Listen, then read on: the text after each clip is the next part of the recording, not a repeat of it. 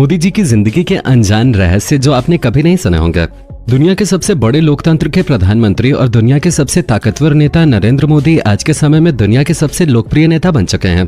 आज देश ही नहीं बल्कि पूरी दुनिया के बच्चे बच्चे को नरेंद्र मोदी का नाम पता है। नरेंद्र मोदी नाम की शख्सियत आज भारत का नाम पूरी दुनिया में रोशन कर रही है।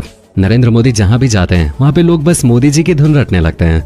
एक ऐसा व्यक्ति जिसके कोई राजनीतिक पारिवारिक पृष्ठभूमि न होने के बावजूद भी उसका राजनीति के क्षेत्र में सबसे दमदार नेता बन जाना ये कोई साधारण बात नहीं है दोस्तों, बल्कि इतना ताकतवर और इतना लोकप्रिय होने के लिए नरेंद्र मोदी ने अपनी पूरी जिंदगी में सिर्फ और सिर्फ संघर्ष किया। उनकी जिंदगी में अनेक उतार चढ़ाव आए और उन उतार चढ़ाव में अपना रास्ता बनाते हुए नरेंद्र मोदी आगे बढ़ते चले गए। इस वीडियो में हम आपको प्रधानमंत्री नरेंद्र मोदी की जिंदगी से जुड़े हुए कुछ ऐसे रहस्य बताएंगे जो शायद आपने पहले कभी नहीं सुने होंगे। इस वीडियो में हम आपको नरेंद्र मोदी के जन्म से लेकर अब तक की उन सारी घटनाओं के बारे में बताएंगे जो आम लोगों की जानकारी से अछूती रह गई हैं। जैसा कि हम सभी जानते हैं, नरेंद्र मोदी का पूरा नाम नरेंद्र दामोदर दास मोदी है। मोदी जी का जन्म 17 सितंबर 1950 को गुजरात के एक छोटे से गांव वडनगर में हुआ था। नरेंद्र मोदी के घर की आर्थिक परिस्थिति बहुत ज्यादा अच्छी नहीं थी। उनके पिता एक छोटी सी चाय की दुकान चलाते थे। उस चाय की दुकान की मदद से ही पूरे परिवार का भरण पोषण किया जाता था। बता दें कि नरेंद्र मोदी 5 भाई बहनों में दूसरे नंबर के हैं। इतने बड़े परिवार का पालन पोषण केवल चाय की दुकान के भरोसे होता था, इसलिए नरेंद्र मोदी भी बचपन से चाय की दुकान में अपने पिता का सहयोग करते थे।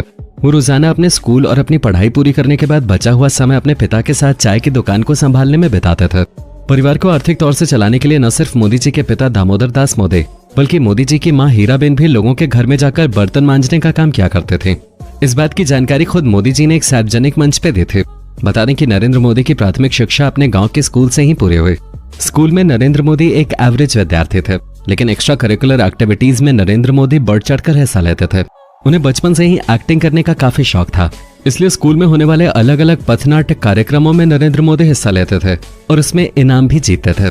नरेंद्र मोदी को बचपन से ही राष्ट्रभक्ति की ओर काफी ज्यादा आकर्षण था, इसलिए स्कूल के समय ही उन्होंने एनसीसी में भी हिस्सा लिया था।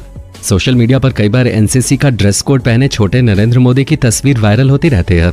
मोदी जी की राष्ट्रभक्ति सिर्फ दिखावे तक ही सीमित नहीं है, बल्कि वे बचपन से ही अपने कर्मों में राष्ट्रभक्ति जाहिर करते रहे हैं।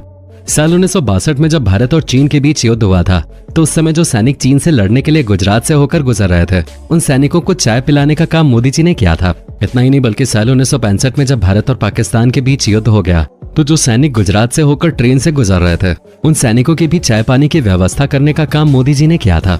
उनकी गतिविधियां बचपन से ही एक जन्मजात देशभक्त की तरह रहे थे। उन्होंने कई मौकों पर अपने आप को साबित भी कर दिखाया।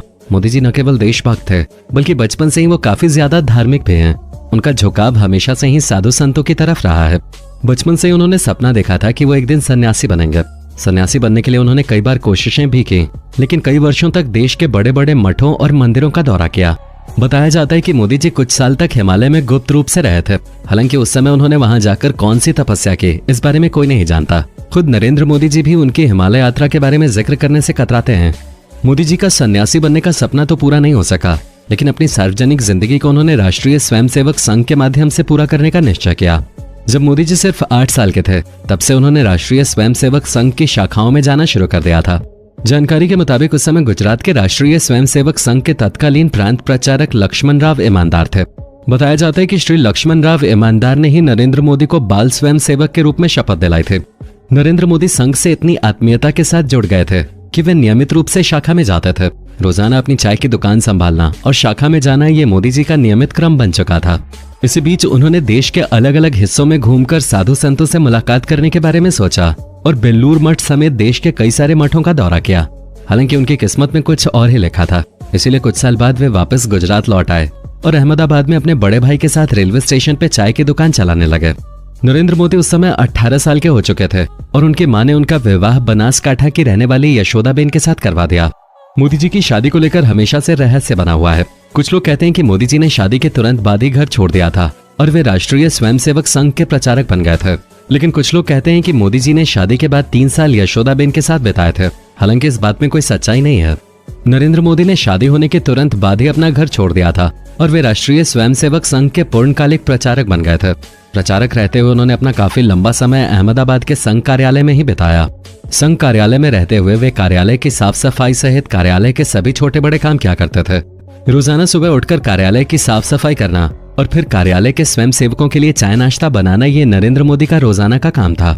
इतना ही नहीं बल्कि वे संघ कार्यालय में रहने वाले बुजुर्ग स्वयं सेवकों के कपड़े धोने का भी काम किया करते थे।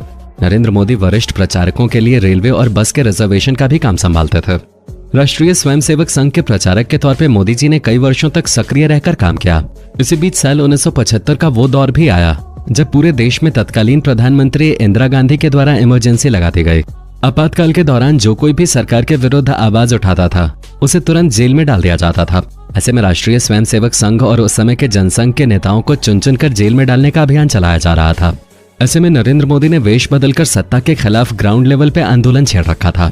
बताया जाता है कि इमरजेंसी के समय नरेंद्र मोदी सरदार जी का लुक धारण करके संगठन का काम किया करते थे। नरेंद्र मोदी की मेहनत और ईमानदारी देखते हुए धीरे धीरे संगठन में उनका कद बढ़ता चला गया, जिसके बाद साल 1980 में उन्होंने राष्ट्रीय स्वयंसेवक संघ से भारतीय जनता पार्टी में प्रवेश कर लिया।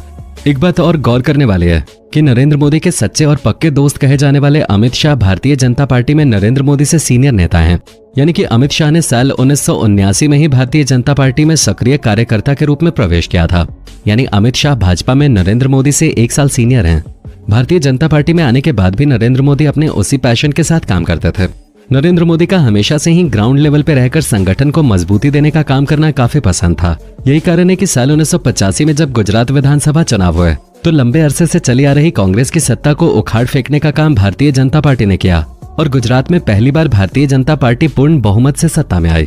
उस समय गुजरात के मुख्यमंत्री शंकर सिंह वाघेला के इस्तीफे के बाद केशुभाई पटेल को गुजरात का मुख्यमंत्री बनाया गया। पार्टी में रहते हुए नरेंद्र मोदी ने संगठन को इतना ज्यादा मजबूत कर दिया कि गुजरात भारतीय जनता पार्टी का गढ़ बन गया।